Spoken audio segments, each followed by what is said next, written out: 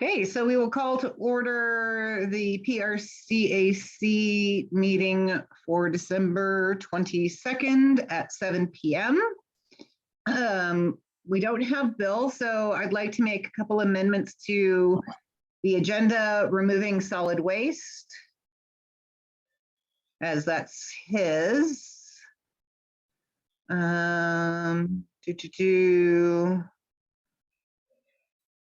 And I think that's it that was for his. So I'll make a motion to amend the agenda to remove item C. Do I have a second? Brian seconds, all in favor? Aye. Aye. Okay. So next is approval of meeting minutes. Thank you, Brian. I'll make a motion to approve. Second. All in favor? Aye. Right, that passes. Correspondence, all I have is our update from Public Works, which I will read during stormwater, if that's okay. Okay. Yeah, and I have a brief note from Executive Sidhu on broadband, which I can also cover during that section. Perfect. Okay, we have our first of two public comments. Does anyone have anything that they would like to bring up for discussion for the committee? I take this in the bedroom. Yeah, or I can take myself in there. If so, please raise your hand or unmute and let me know. Seeing none, we're going to move on to old business. First is stormwater. So I will quickly read the update that we received from Jim Karcher. In late October, early November 22, Public Works received several emails from Point Roberts residents seeking relief from drainage concerns. This correspondence is intended to respond to those emails with the goal of starting a candid conversation about drainage issues and Whatcom County Public Works' role in addressing these. He goes on about drainage. Moving forward, here are some actions that Whatcom County Public Works is taking to address the stormwater concerns. One, Whatcom County Public Works crews have returned to Point Roberts to perform road maintenance tasks, including ditch work. We will continue to provide as much crew time as we can to address the maintenance of the road system.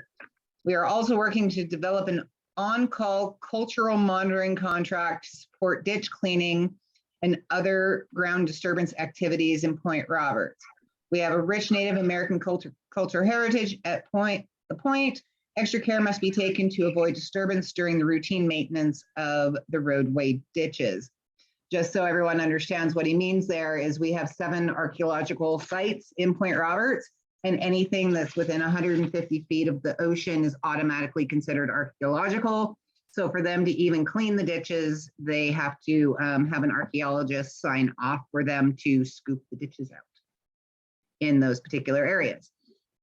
Additionally, the Whatcom County Council approved Public Works' recent request for additional funds that will allow Public Works to further investigate and design solutions for the overall drainage issues in Point Roberts. The additional funds approved by Council are specifically budgeted to identify drainage issues, design variable solutions, and identify funding sources to pay for those solutions. This action plan is approved for the 2023 budget and is top priority for Whatcom County Public Works. To keep Point Roberts residents informed, Public Works will establish a web page for this action plan. Updates and information will be posted to this web page on a regular basis. It is important to note that many of the stormwater problems do go well beyond the county road system.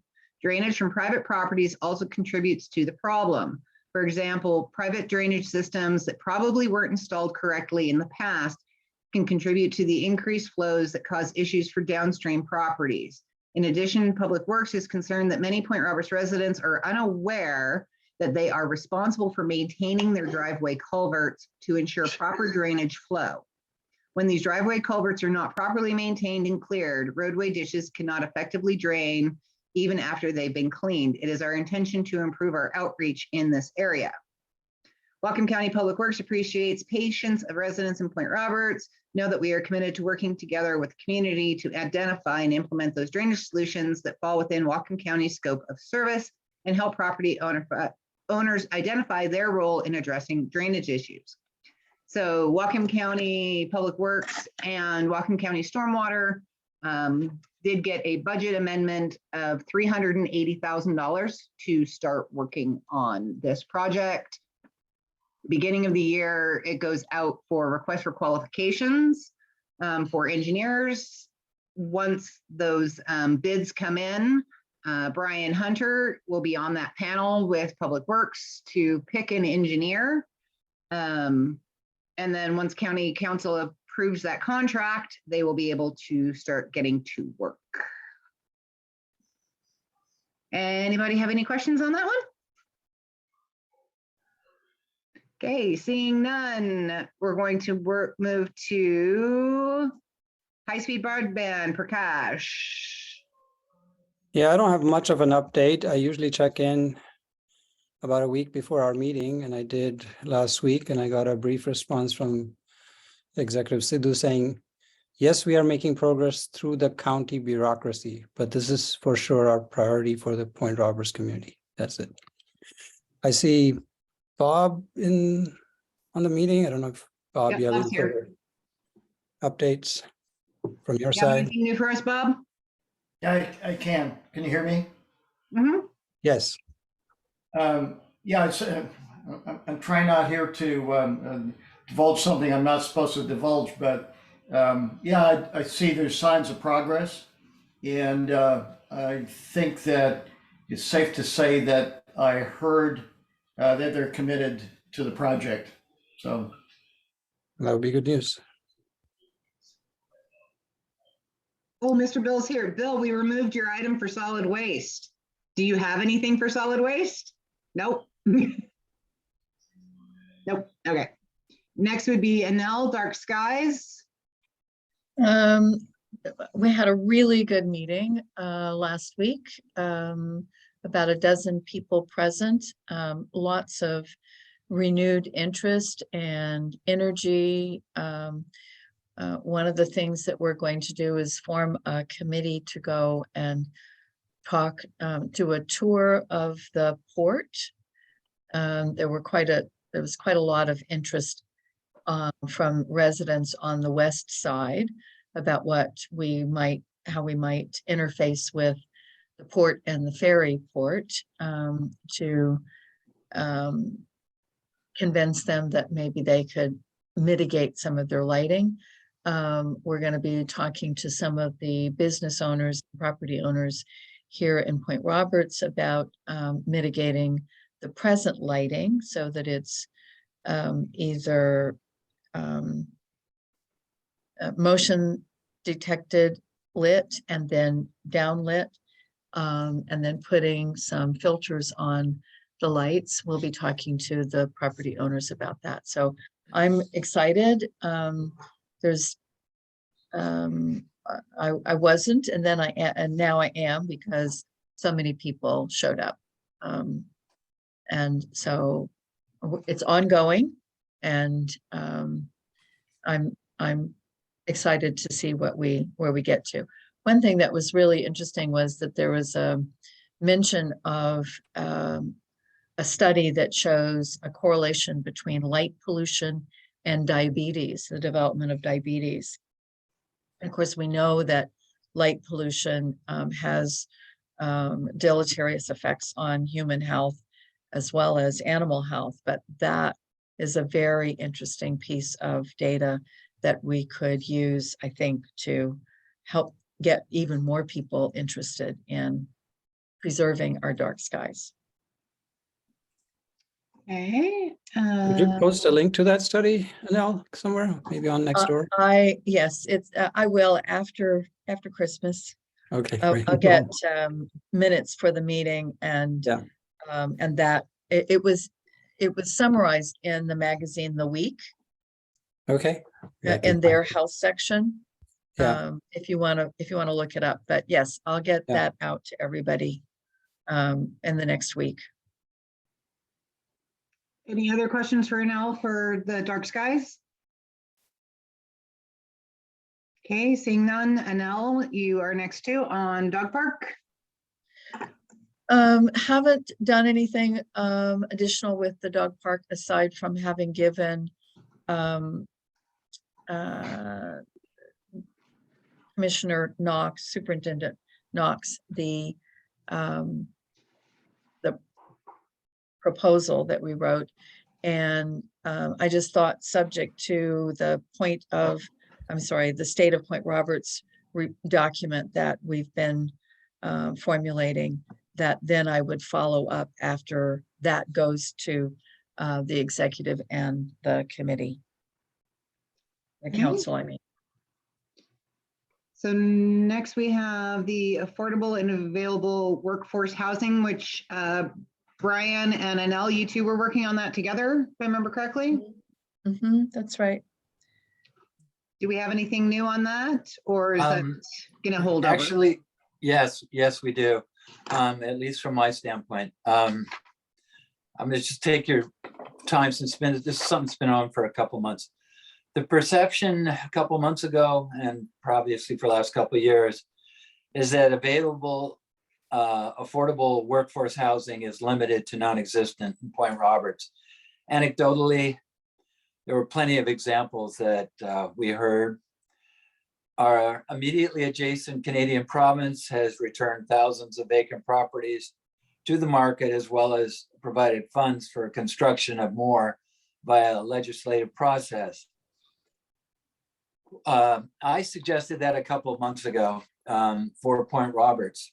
I received at that time pithy and erudite comments from the committee, as well as clarity from our community on how limited housing opportunities were of an affordable nature.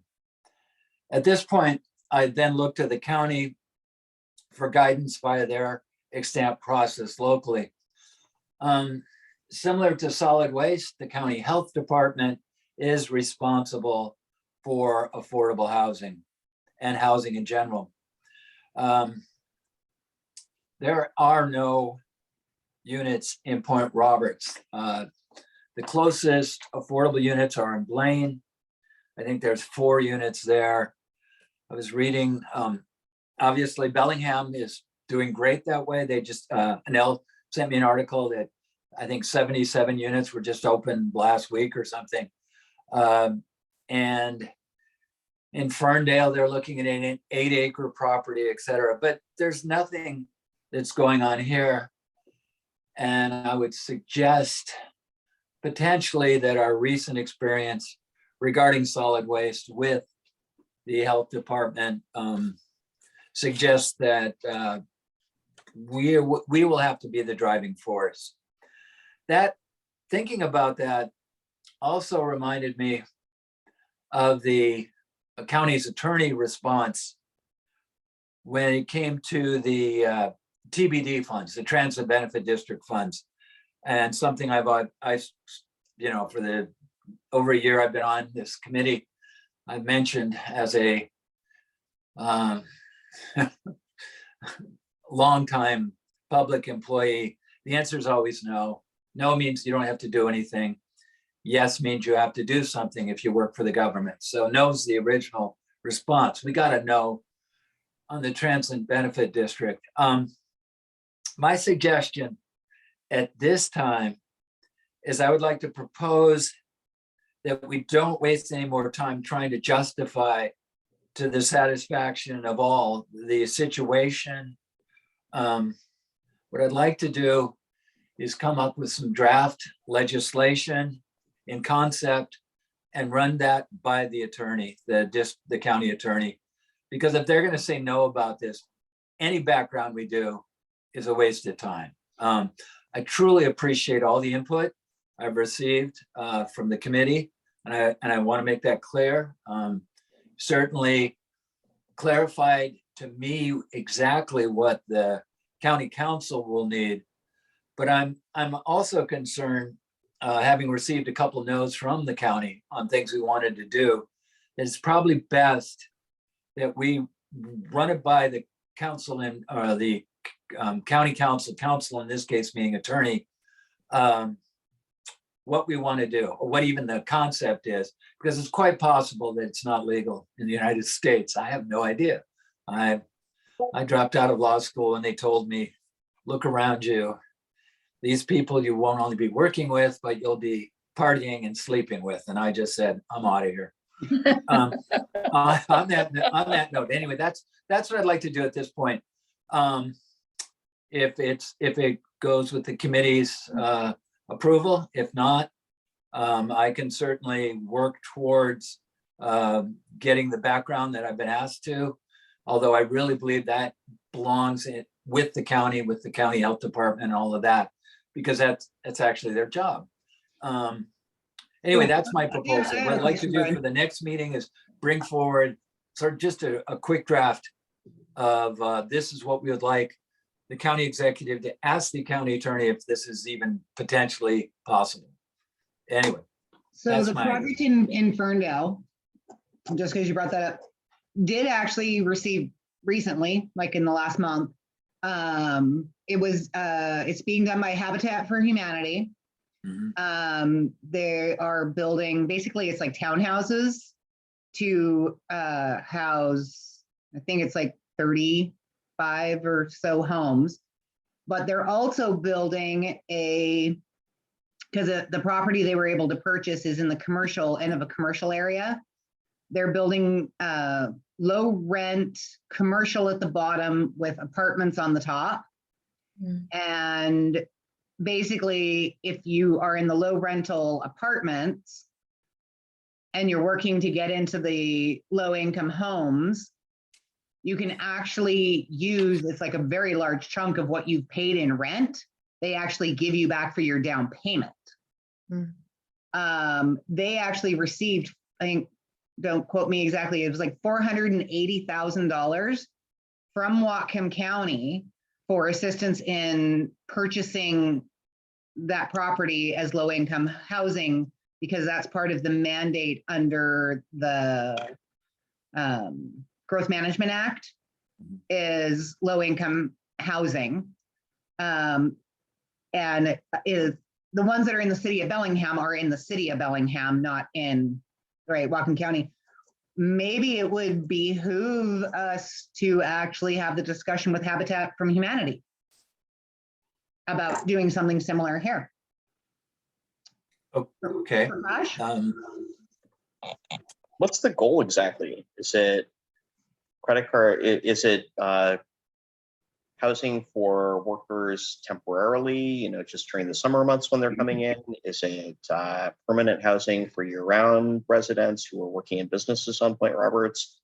I mean, May I go Yes. first? you guys spoke that? All of the above. Yeah, Lemona, what did you have, Prakash? And then Yeah, I can answer Robert.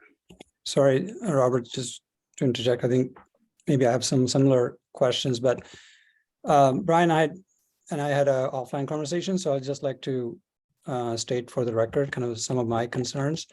Clearly, this is an area of need, but I feel like before we are able to formulate any kind of an approach to solve it, there are some questions in my mind, and I'll just list them, which I think personally, and I think perhaps also the county authorities would like to have answers for, and maybe we need their help in getting answers for before we're able to discuss solutions. So some of the questions.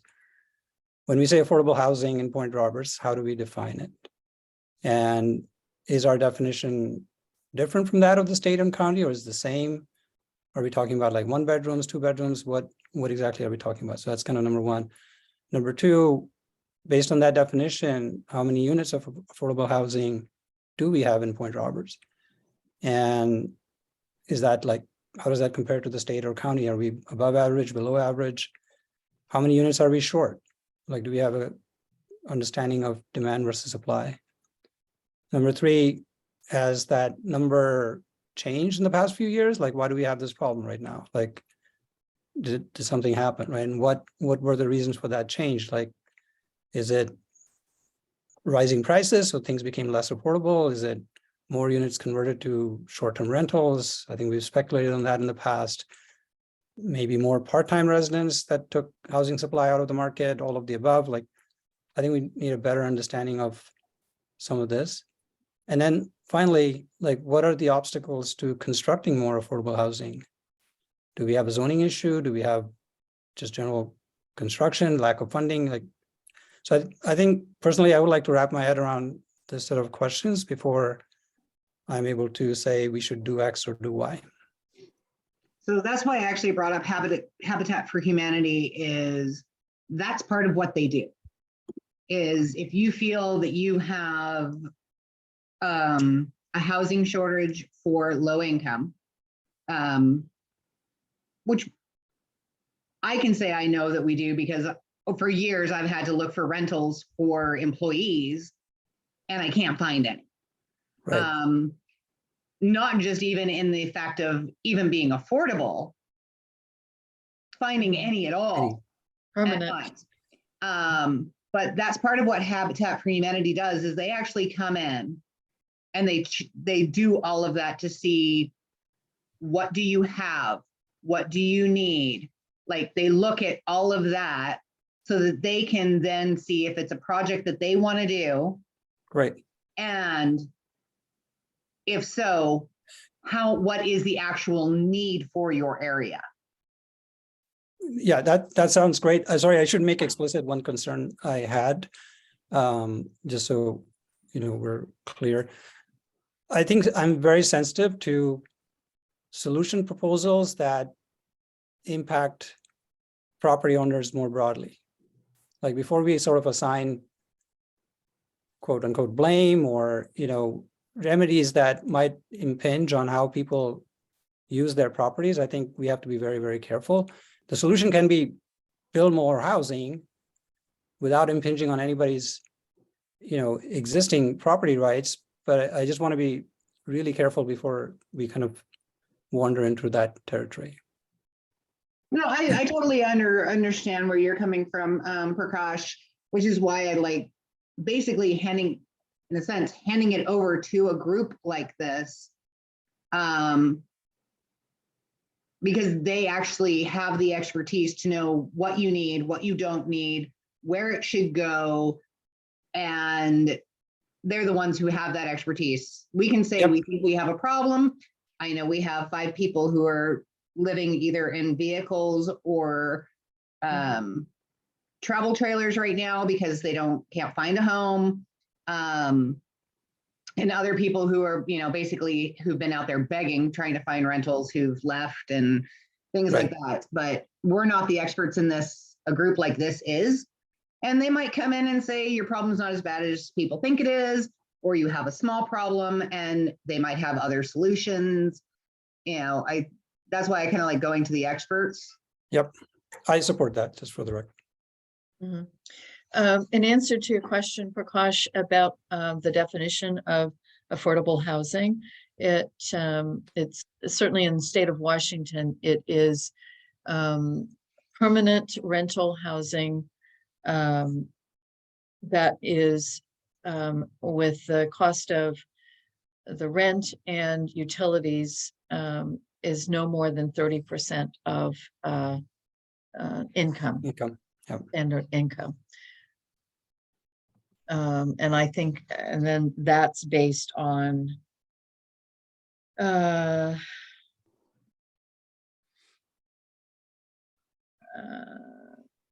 low-income households, no more than 30% of low-income households. So it begs the question, then what is that dollar amount that qualifies somebody to be a low-income household? Let's see, I may have it here. Low-income household means a single person, family, or unrelated persons living together whose adjusted income is less than 80% of the median family income, adjusted for household size, for the county where the project is located. So we would have to find out what the median family income for that gets a little dodgy too. Are we taking into account Whatcom County, or are we taking into account Point Roberts? Because they're two very different demographics, two very different demographics. Yeah, which is again why I like using, going to someone like Habitat for Humanity, who this is what they do. And they have people who figured this out in no time flat, than us trying to figure it out and reinvent Okay. the wheel.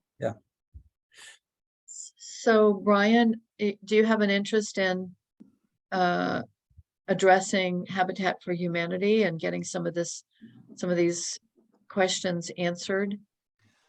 I certainly can approach them, contact them, see if they have any interest. I haven't worked with them recently, but I have worked with them in the past. The only caveat I've got is, are we trying to solve this today or in the next generation? And that is it's going to take 5 to 10 years if you're going to do stick built, and get all the approvals and all the money and all of that stuff. So if we're talking about trying to fix something today for Point Roberts, it's not going to happen.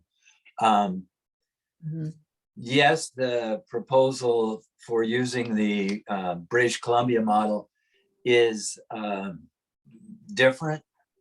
In my mind, as I see property owners' rights, you're not messing with their rights. You're just giving them additional requirements. They still have the same right to sell or rent or do whatever they want. But that's, I'm not arguing that. I'm just saying that's just how my mind works. I'll be delighted to get a hold of Habitat for Humanity, see if we get any response. I still would like to run the concept of somewhat of a British Columbia model past the attorney, because I don't want to work on it anymore if the attorney's going to say no. Okay, I don't want to go 6 months down the year, a year from now, whatever, and be going, oh, we got this together and this is what we're going to do. So if the attorney already says you can't do this, you cannot do a British Columbia hybrid or whatever for vacancy, to either get funds or to encourage the property owners to rent those properties. I'd like to know that now rather than think that's an answer down the road. Anyway, Sorry, I'm confused, Brian, because why would we want to run something by the attorney before we've studied the problem thoroughly and figured out what the right solution is? Just so we know what the potential range of answers may be. That's all. Just so I have a universe of, okay, we can go from here to here. If they're telling me the only way we can do it is through the existing housing authority, and so 5 to 10 years from now, maybe we'll get something. Okay, is it going to be status quo, or do we have the ability to think outside of the box? It's the question. I'm not advocating for either at this point. All I'm saying is that, boy, I want to know, is this even something I can consider? That's all. Yeah, I certainly have concerns about, because I think approaching someone external to this body with that kind of an idea certainly gives the impression that that's the solution that we are considering or leaning towards. And if that's the case, then I think we should have a vote first, just so we're on the record that that's what this committee is recommending. Well, okay, I hear your precaution. I'm certainly not speaking against that. We could write it with a caveat. This is one lone, committee member's question. If that doesn't get past the executive, fine. It's just that what I'm saying is it's a big process. It would require the county to go through legislation and all of that, as opposed to, following the status quo. So I agree with, I understand what your concern is. I certainly don't want to drag this committee into something they don't support at all. And certainly if the committee says they don't support this concept at all at this point without, further information, then that's fine. That's fine with me too. I'm beginning with the end in mind. I'm just trying to get people into housing. And that's my concern, is like we've locked on to a particular end in mind without, in my mind at least, understanding the problem quantitatively and figuring out what the range of solutions could be. Why would we go ask for opinion on a particular solution? There could be a range of solutions. I completely agree with you, Ryan. Like there could be, yeah, and once we understand the problem better, I think then we will have a better sense of, okay, in that range, for the problem we've identified, here's 3 possible solutions. And then, yes, then we can go ask the attorney or whoever else whether those are within the realm of possibilities. To me, it seems premature. Other options, maybe Whatcom County Health Department may suggest, since they're the ones that are Yeah, in that particular mode or field of for them to be doing, like what other areas have done, maybe ideas of how we could, you know, I don't know, is there something they do that people can get credits or, you know, I don't know, like, you know, credits on for having it as a low income property? Like, can you get credits on your Yeah. property taxes, or, you know, is there any incentive that maybe Yeah. Whatcom County does for people to do low income housing? I don't exactly. know. Or these like, answers. you know, can some, whether it's a county authority or state authority or even a federal program, is there some program that bridges that rent gap between affordable housing and market price, right? And that would be another way to solve the problem. We wouldn't have to go penalize a whole community of people to go do that. So that's the sort of thing that, to me, I think we need to explore more fully before we say this is the proposal that we are considering. Okay, I just want to reiterate what Ali said earlier and what I know personally from having my connections in the community. Even if there was, and I'm sure that there is, some sort of incentive for the or assistance for people to fill the gap between what they can afford and what's being charged, or that there might be some incentive for property owners. The fact remains that there are no properties to be rented. They're just not available in Point Roberts. They have been What I'm developed. wondering, Bill, is if some of these Airbnbs Yeah, would switch back to full-time rentals if Mhm, there was another option, mhm, right? Reduce property taxes or some incentive of, you know, the gap filling. Right. If those, because I know a lot of ones that I rented before I was a homeowner are now Airbnbs. It is a Right. possibility that some of those might switch back in that instance, mhm. but no one's going to switch back to being a full-time rental if they don't know that these programs are available. So, and that's what I'm saying is I think we need to see with the health department or the county in some shape, manner, form, what is out there so that people do create affordable housing. Because it might be a simple solution that we have no idea exists. I mean, people will respond to incentives, right? So if there is an incentive for them to make more housing available for rentals, let's explore those before. Well, there's always the carrot and the stick. And I find that typically the most effective is when you have both a carrot and a stick. So that would be my suggestion is, you know, hate to say, you know, we need to dig into other options, talk to Habitat for Humanity, and Habitat for Humanity might say, oh, well, have you tried this? Have you tried that? Did you know there's these programs? Did you know there's these programs? And once we know that different programs exist, we can then put it out to the community to see if we can get some housing to come available through that. So that would be my suggestion, is talking to Habitat for Humanity and the health department and seeing what other options might exist before, you know, we go and make angry a whole bunch of people who have part-time residences. Robert, did you have another I'll question? second that, then if that was a motion. Okay, I'll make that a motion. I make a motion that the discussion is had with Habitat for Humanity and the health department to look at other options that are available for low-income housing. Do I have, you have got a second? All in favor? Aye. Okay, that passes. Robert, did you have another question? Yeah, I just wanted to point out that if there are multiple segments that you're trying to address here, and one of them is seasonal workers, which seems to be kind of the biggest need for businesses because it's a seasonal tourist economy, right? You may want to look at the example of Southeast Alaska because they have similar issues around housing. And typically what will happen is the job centers, like whether it's, fish plants or, hotels or whatever, they'll build and provide housing for their workers. So, obviously there's nothing big enough here that, one outfit could really do that. But it seems to me like, there's portable housing that could be brought in to public land potentially, and that could happen really fast. And it could be rented only to people that have jobs here potentially legally.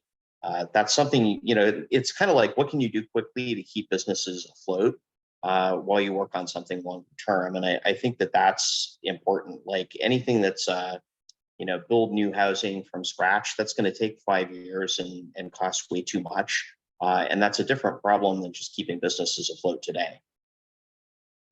Agreed. Thank you. Actually, that's a really good idea. Maybe work with the people who own Sunny Point or that already has everything in place that could have, travel trailers or tiny homes on wheels, that could assist it for short-term rental. Yeah, I mean, that's a possibility. I know there's a lot of, if incentives could be created for some of the private land that's RV ready and has septic on it to be rented out for that purpose, that could be useful.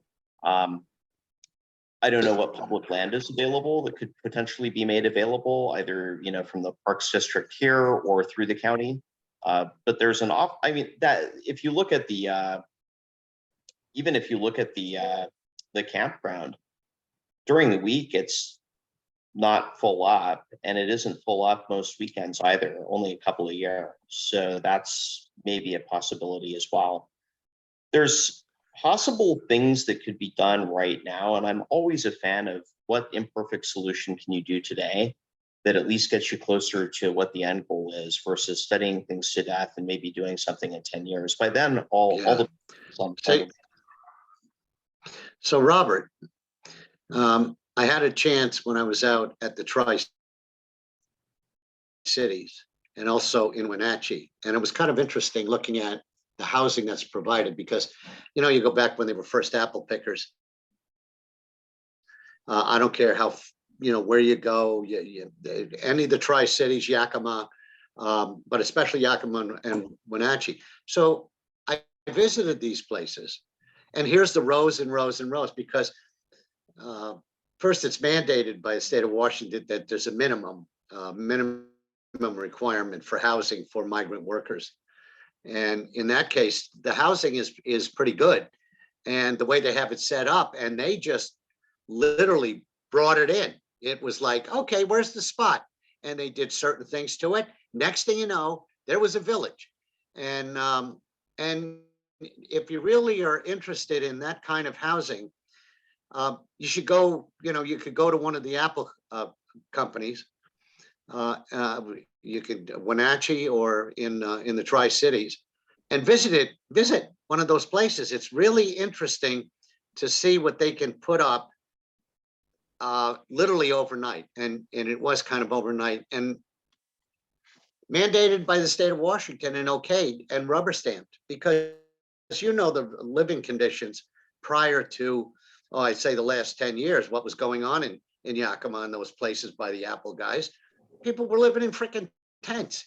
They were like, it's like they were literally in the middle of the night. So it would be something to look at because the housing they put up was quick, it was efficient, it was good, and it served the purpose, and people came and worked and lived, including their families.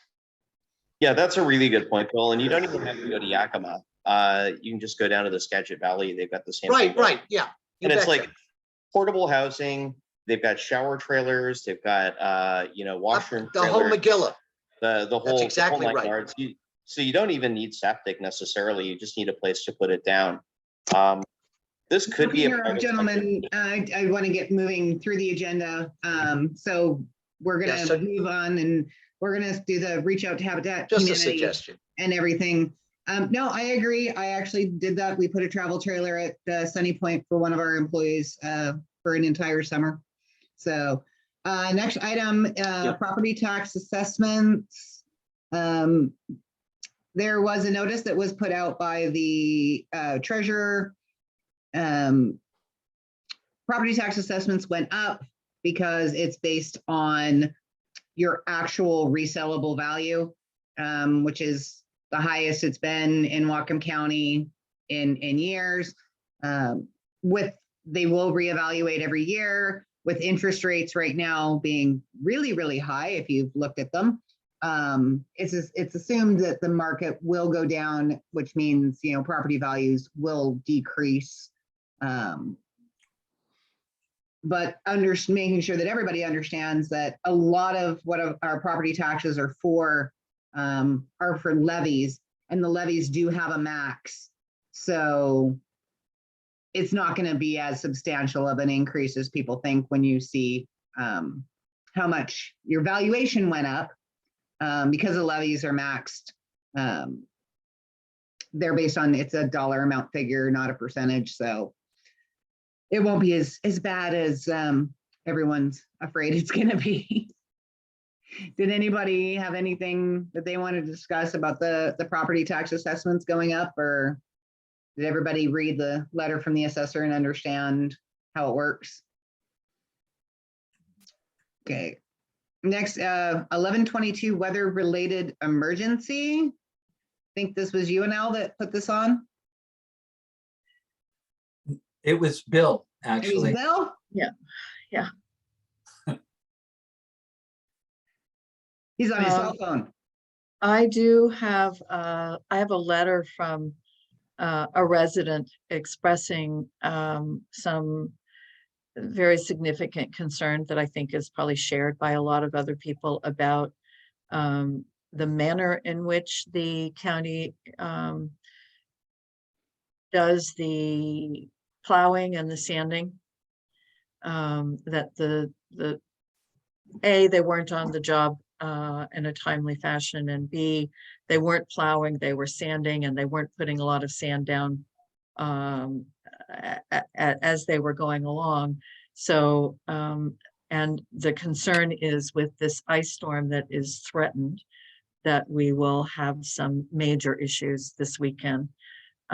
So he just wanted to bring this forward to us to talk about, to see if there is some way for us to get the county to change their approach to snow removal in Point Roberts.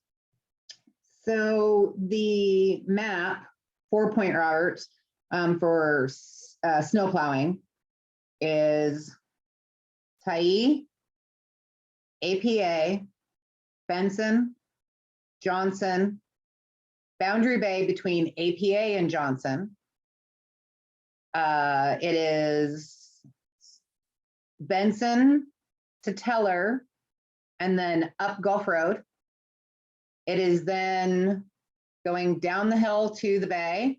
It is Snake Hill off of Province going down to the bay. And it is Province going to Roosevelt on the other side. Those are the only roads that are on the Public Works list. They do not do any of the other roads.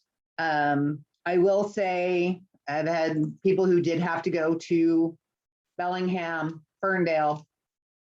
Hate to say it, our roads are better than Blaine. Everyone thinks, our roads are horrid. Blaine is worse than Point Roberts. Areas of Ferndale, worse than Point Roberts. I was actually shocked that we actually had a snow plow up here, sanding as early as we did. In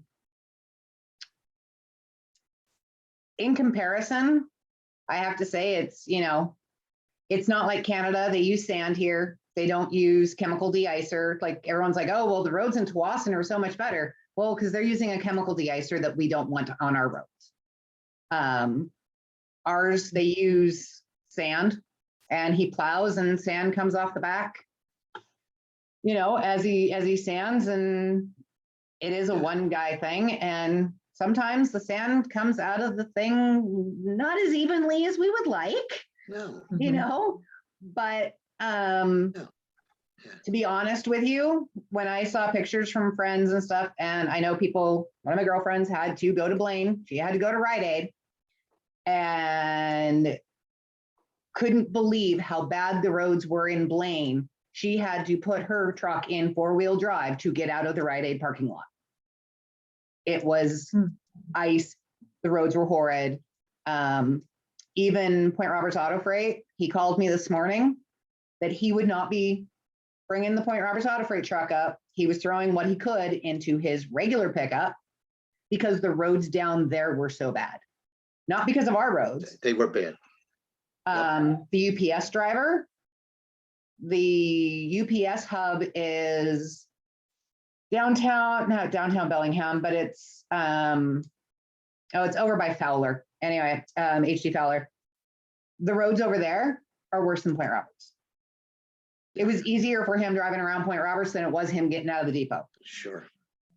So I think we have to have a little bit more of a realistic expectation when it comes to what we're going to get. And because a snowplow can't go all the way down to the concrete.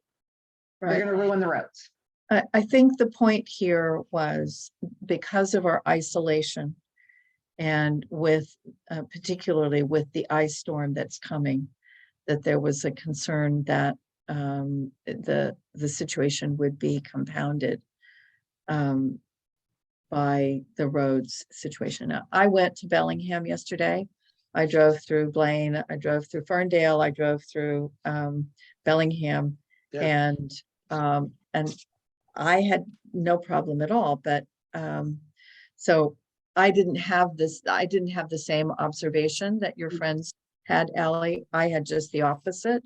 But you know, I have a car that is like a tank, so I can get out of my 200-foot driveway and back and out onto the roads. A lot of people. And I'll A lot say of something people that's can't. not going to be something popular to say, but oh well. So Yeah. Ally, just We live rural. Everybody. one point about Tawasin and some of those roads in Canada. Yeah. Just a quick point about, a lot of those are designated in Canada as bus routes. And if you have a designated bus route anywhere in Canada, that thing's going to be, you could eat off of the highway. Yeah. That's how clean it's going to be. So that's, you know, it's like, well, how's it going down the hill? Well, it's going down the hill really good, but it's a designated bus route. So Yeah. they're going to get out there with picks and shovels, and that thing's going to be cleaner than you can even imagine. But I think it was good going back on that November meeting where the chief had a meeting and he spoke to everybody about the emergency response and so on and so forth. And then plus there were some people that were putting pressure on PSC to get up there. And fortunately, the truck was in the right place to clean up the power line. So, you know, there was a lot of, but it's the old story about things coming together, and hopefully this weather is going to give us a little break over the next 36 hours or maybe 24 hours, whatever. See what happens. I think you're looking at a different weather forecast than the one I'm looking at, Bill. You know, I understand, but sometimes, you know, it's like I was laughing at, they were laughing at me on the, because I asked how much snow did you get in Seattle yesterday or the other day? It was 4 inches. And they were like, yeah, I got 16 inches. Yeah, 16 inches. And the temperature was, you know, who thought 2 degrees in Bellingham? But Okay, anyway, well, the end of I the just day, promised you know, this person that I would bring it up, and so I did. Do- Yeah. Yeah. I have a question. Maybe Ali, you have an answer. Is it possible for us to do something locally? Like if the county's not going to plow more roads, can we would it be illegal for us to like sand some of the other roads, or would the fire departments help, or how does that work? Well, so some people do, because they have excavators and they have this, that, and the other, will do parts of their own roads and stuff. Legally, no, you're not supposed to, because if you nick that road and damage that road, you are liable. Yeah, Yeah, but if we don't You plow, own if we it. put You sand own on the, is that also a problem? Sand, I don't know. But actually plowing them, yes, that you're not supposed to do that. I mean, if the Putting concern is sand that it's a down, safety issue for, people to Yeah. evacuate or whatever, then yeah. maybe we can do something locally. Well, like I Might be said, worth looking into. I have no problem saying this, but people moved here, they like the rural feel. There are some things you have to deal with when you live rural. yeah. I Just real honestly quick, tell Ally, you- I don't need to leave my house right now for 3 Yeah. or 4 or 5 days. Yeah. People need to be prepared when there's weather like this to have food, to have the things they need. precisely. And if you don't have a vehicle that shouldn't be out on the roads, you shouldn't be out on the road. If you desperately need something, Chief Carlton has said, you can call the fire hall. We will go to the grocery store for you or take you to the grocery store. Don't go out unless you absolutely have to, especially if you don't feel comfortable. It's one Right. of those things when you You know, live it was- rural and we are so far away, we have to be Precisely. prepared and be a little more self-sufficient and understand that, hey, anybody needs, I've had people call me because they know my husband can go anywhere in his vehicle and he wouldn't go and he's doing stuff. He's shoveling people's driveways and all kinds of stuff. But the chief will do it. So if I get behind one more person who is driving a rear-wheel drive vehicle in the snow that has no weight to it, I might lose my mind. Business. You know, I do have think to be it a would little be bit wise to, responsible. yeah. There are some intersections, however, that are typically very, very, very treacherous. The intersection of Johnson and Boundary Bay, the intersection of Johnson and Mill. Because of the dip in the roads. And if we had a sandbox there, a permanent sandbox where, once it gets bad, we could spread some sand across those intersections, that would be really helpful. Because otherwise somebody's going to slide down the hill or into one of those houses at the end of Johnson and Boundary Bay. So Johnson and Boundary Bay is a sanding route and Yeah, but it's never done enough. It's never enough. well, then that would be putting down sand. Absolutely, it would be a question that we could ask Public Works if we can sand ourselves. There is a pile of sand at the Public Works yard. If that's something that we could do or Okay. in conjunction with the fire chief. We have a couple of guys who do have, salters and sanders and stuff. And just to make it spicy, use our TBD funds for this? Because I know Bronco Yeah. Landscaping, they're the ones who do the Point Roberts border. And he does it on a quad. And he actually has a salter sander attached to his quad to be able to sand salt after he plows. So, nothing to say that, we couldn't use something like that to go to certain sections, but it would have to be done probably in conjunction with the fire chief, I would think. But question to ask Public Works. Yeah. Well, today it was nice that the chief came and did the lot out over at the community center for Parks and Rec and because 100 people showed up for lunch. Oh, So it was, Wow. trust me, Sorry, who has the, you get there and it was like packed. who has the follow-up on this? Is that something that, I can One of follow us up should with do. Public Works. thank you, Ali. I'm writing myself a note, Public Works, Sure. standing. Right, thanks. Yeah, I can follow up with Public Works, see if that's a problem or not. probably gonna be the maintenance department. Hmm. So next item would be trees conflict with electrical lines. Not, who put that one on there? That's Bill. Was that No, Bill? it's not, is it me? No. Well, I don't know. I mean, you could hang that on me. My thing is, I guess I brought it up because even in my neighborhood, I can point out half a dozen places where the lines literally trees literally currently rest on power lines. And whenever they're there, I'm saying, hey, guys, you really should look over here because we do have a couple of transformers and such. But, to what degree they're going to listen or get it done. But there's still the best solution will always be that one day that decide to wake up and say, you know what, Point Roberts, we're going to bury your lines, which is the right thing to do. Anybody have anything else on that? Okay. I noticed we did miss something on new business or old business. Bill, have you had a chance to put the final touches on our letter to go out to get people to apply for the 2 PRCAC at large seats?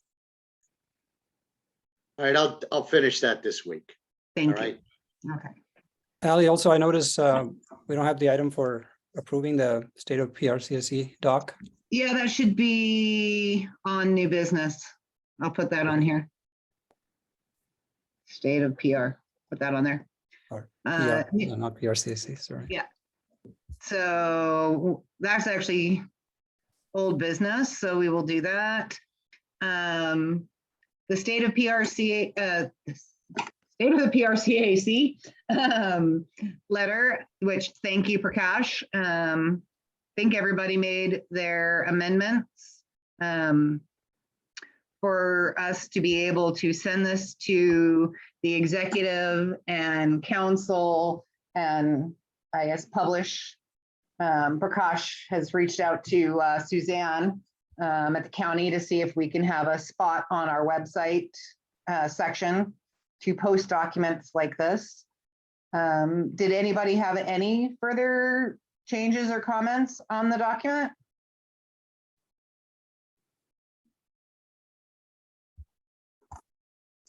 Okay. I just like to Gosh, say, did you need thanks anything from me? everyone for contributing. Sorry. I Yeah, missed- thank you for herding the cats and getting it done, Prakash. He had to do a lot of Yeah. herding on that one. We Yeah, we you now had to fit do into a 4 lot of pages, so herding. that's good. And we have I think we covered all the important issues with accurate information, so I feel good about that. Sorry, there was a comment. I don't know who had. I spoke. did raise the issue about how the county communicates with Point Roberts, which has always been a sore issue. And it probably doesn't belong on the Point state of PR document, but I would like to put it on our agenda for the next meeting to discuss and then to write to the county and get some agreement, hard, fast agreement from the council and the executive as to how they will communicate with the resident, with PRCAC and with the residents of Point Roberts about issues having to do directly with Point Roberts. So Yeah, I did add be part of some the wording in the conclusion, Anel, after your comment about streamlining communications that we would like to discuss at the meeting. Yeah. With the executive of the council. yes, yeah. Well, because I think the idea is to, of course, approve this letter, get it sent to council and the executive so that we can then, when they're back to business, the beginning of January, arrange that first meeting. And that would be part of the discussion, when we go through that document with the executive on how we're going to make sure that the communication's a little bit more seamless. I move that we approve the document and submit it to executive and county council. I'll second. All in favor? Aye. That passes unanimously. And thank you No. again Prakash for all that you did on that document and Yeah. herding us cats to make sure we finished our sections. Yeah, no problem. I'll send you a PDF, Allison, and probably best if you send it out as chair. Thank you. Sounds good. Next was new business, request from Maple Beach Association in regards to the seawall. As we're having our discussions with Public Works, with drainage and such, I think that at our next meeting in January, we should definitely take a good long review of the documents, the history, and have that discussion with Public Works in the beginning of the new year. If everybody's good with that, Mhm. because that's, definitely an issue. And oh, before I forget, I happen to be watching one of the afternoon meetings at the council, and they were doing updates. Point Roberts was brought up, and Satpal Sidhu made mention that him and the county attorney have contacted the state to ask for an exception to be made to the definition of how you can use a TBD fund for Point Roberts specifically, so that we would have a more broader ability to use the TBD fund. So I think Well- historically that's been tried historically. 5 or 6 years ago, they tried to do that. they tried But to do it to get hey, a turnout bus. They tried to do it to get a turnout bus because they said it was transportation. But I think what Satpal was more thinking about is because we couldn't use the TBD fund for the engineering for the stormwater, exceptions like that we could use it for the engineering for the stormwater, that Yeah. we could use it for, sidewalks. So we could use like other things that aren't just the road. Like things that Yeah, have 'cause it to would- do with it. Be to the benefit of the county as well. Like if we could use those funds, we wouldn't have to ask for other funds. Right. Yeah. So giving us Brian, just you do have influence in high places. a little bit might more just be the flag. flexibility. Well, it'd be nice to see if it works. Okay, so Maple Beach Seawall needs to go onto our January agenda, and if everybody has time to just really take a good review of the documents that were sent by the Maple Beach Homeowners Association. Next, so Point Roberts Chamber of Commerce letter to the county. Now this goes towards, I guess, our discussion of communication and such. So right after Brian and I met and spent 4 hours with our Public Works and was touring Point Roberts,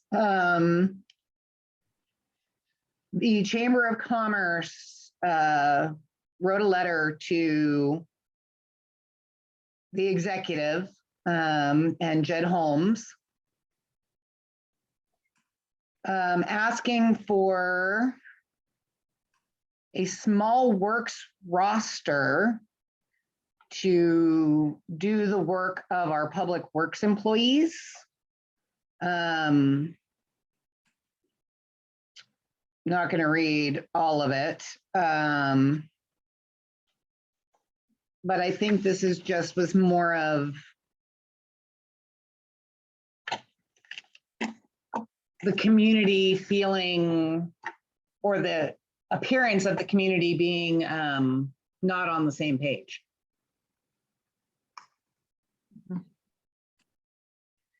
And how that, I don't know if the executive responded or how that went or anything to that effect. but I spoke with Louise Muger from the Chamber of Commerce, that I would like for the Chamber of Commerce to work with the PRCAC, so that we can come to the county with a united voice.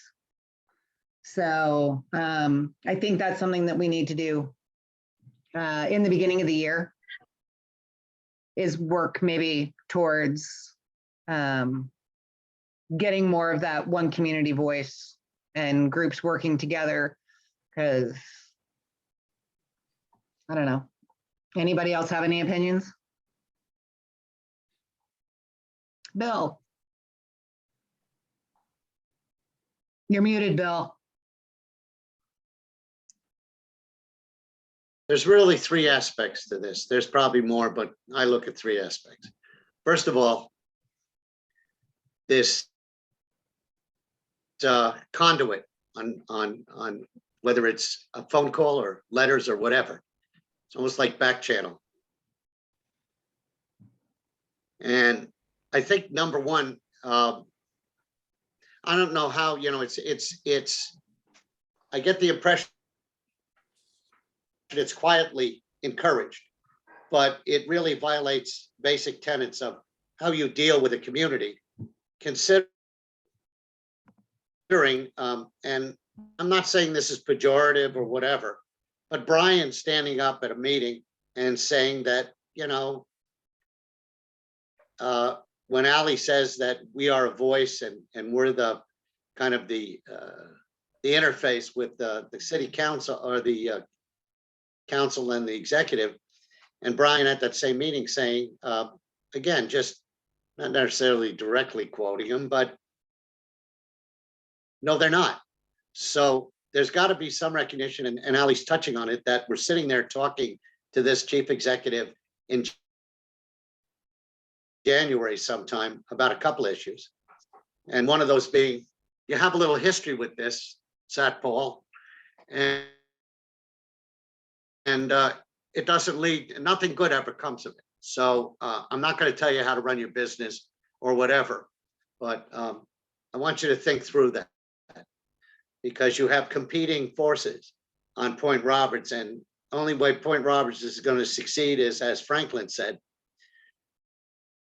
we either hang together or indeed we will hang separately. So that's something where, we'll try to force that and work that together. Now, his letter, the intent of his letter, I actually went to one of the council members and said, what the hell is this? I said, Ali's working some deal where she's got almost 800,000 worth of business going with the public works people. They're, I think they're Teamsters. And I said, so what's your intent with this? Where are you going with this letter? What are you trying to do?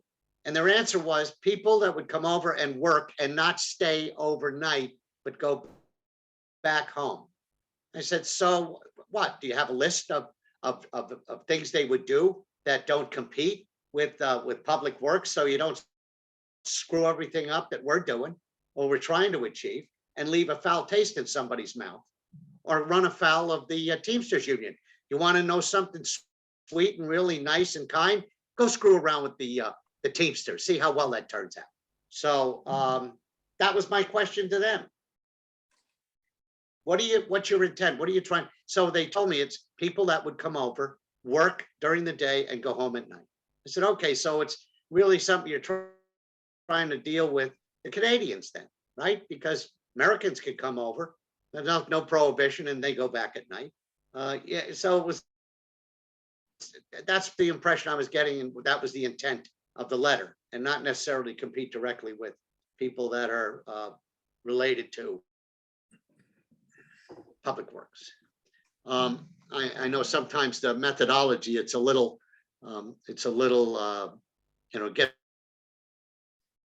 messy because people aren't, they're not exact enough, but that was supposedly the intent.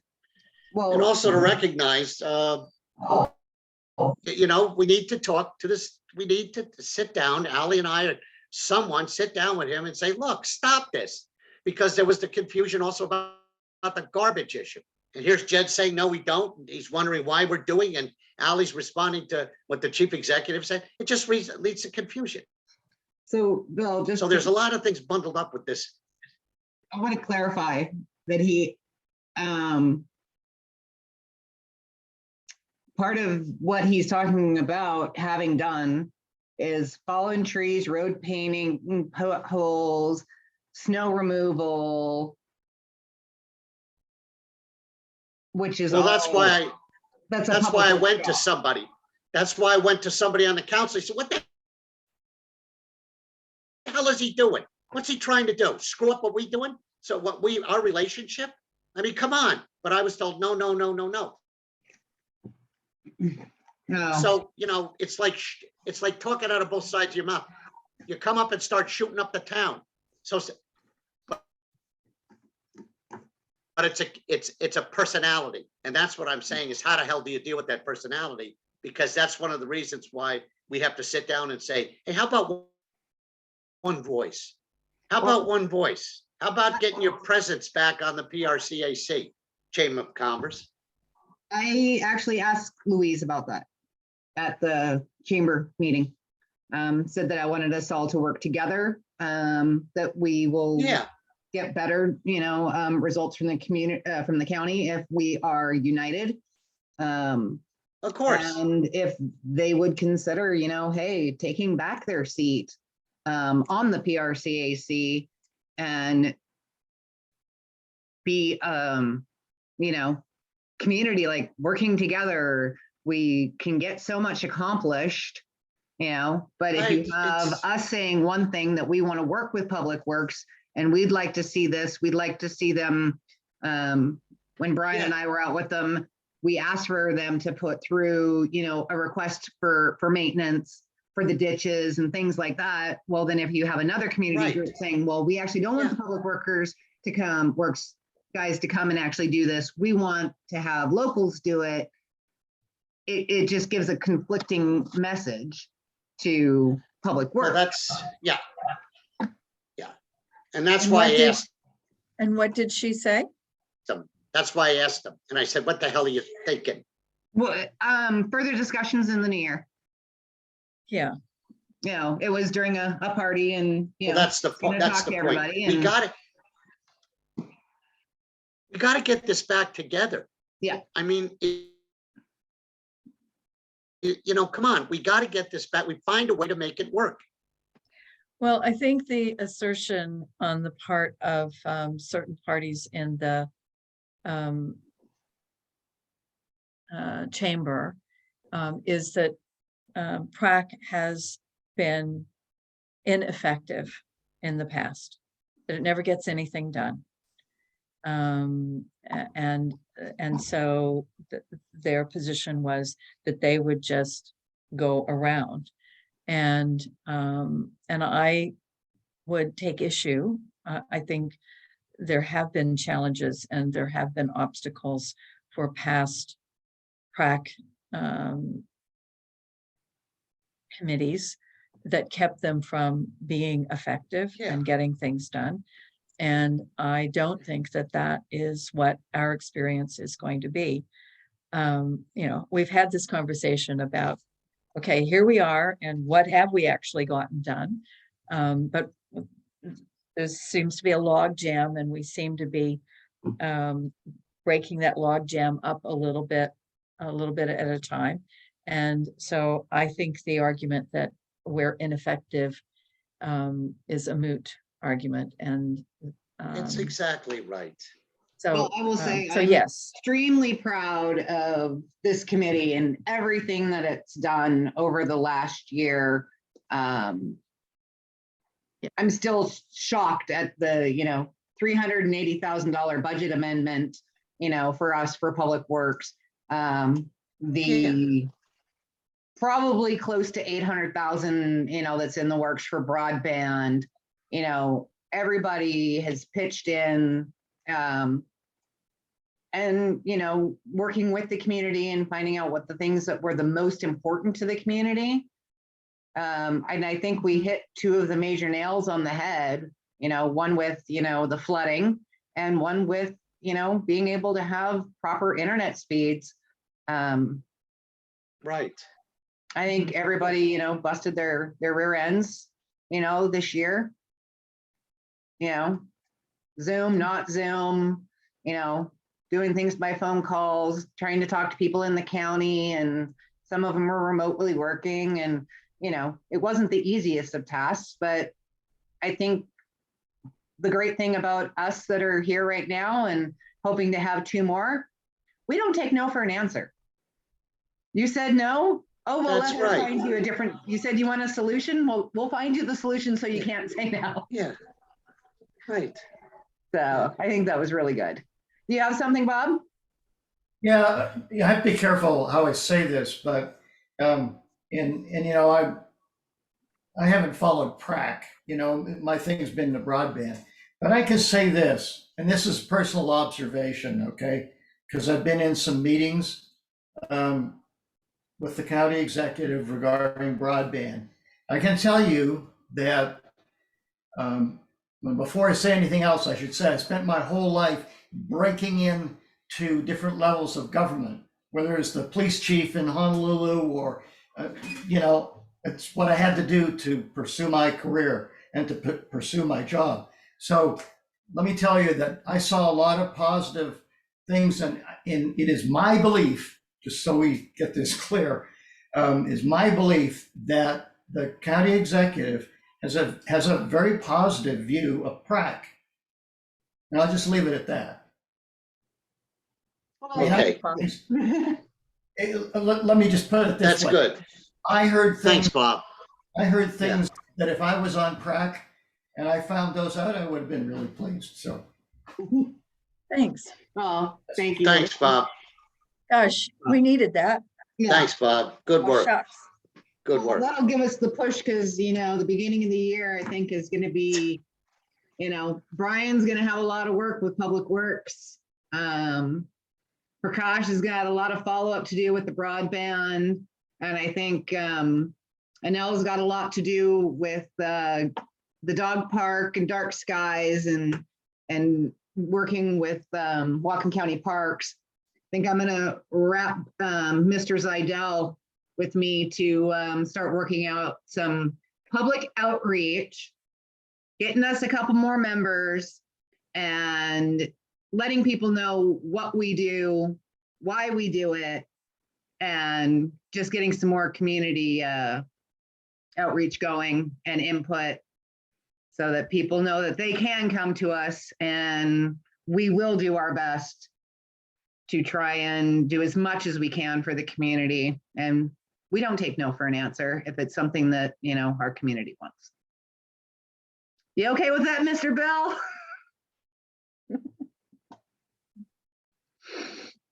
So next we have further public comment.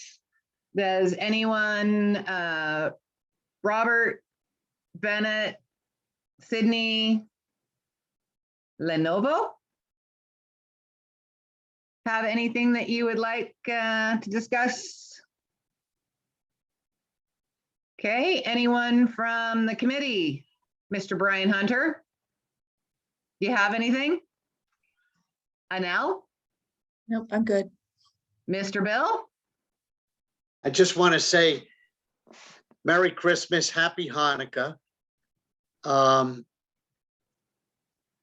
a Happy New Year to everybody. And all of you, just be healthy and okay. And in spite of what's going on in the world today, I mean, it's all fakakta, which is an old Yiddish word. What you do is be with the ones you love, and that's what you do. And let your heart not be troubled. Okay. Good night, everybody. Oh, I move to adjourn. You have I'm good, anything? thank you. Okay. Okay, too late for Jimbo Maidenbauer Meowser. Oh, there he is. Hey. Yeah, he wanted to complain that he's never been fed and see what the committee could do, but you've already done, so there you go. Excellent. Excellent. Walk yourselves to the store and get your food. That's it. Well, Merry Christmas, Happy Hanukkah, Happy Kwanzaa. See you next Sarah. year. Good night, everybody. Hey, Thank happy you all. holiday, It is. everybody. Happy, So our happy, next merry, meeting merry. Stay warm, before we stay out of go trouble. is Yeah. Thursday, January 19th at 7 p.m., a week before my 50th birthday. If anybody wants to Ooh. move the meeting to the Oh, my- following Thursday, the answer is no. Oh, my God. Oh, my I God. love So Bobby. listen, I'll call you from the beach, okay? I'll call you from the beach. Happy holidays, everybody. Thank you all. Have a good new year. Stay Yeah, safe, happy stay dry, holidays. stay warm. See you Be next well. year. Be well. Be well. Thanks, Prakash.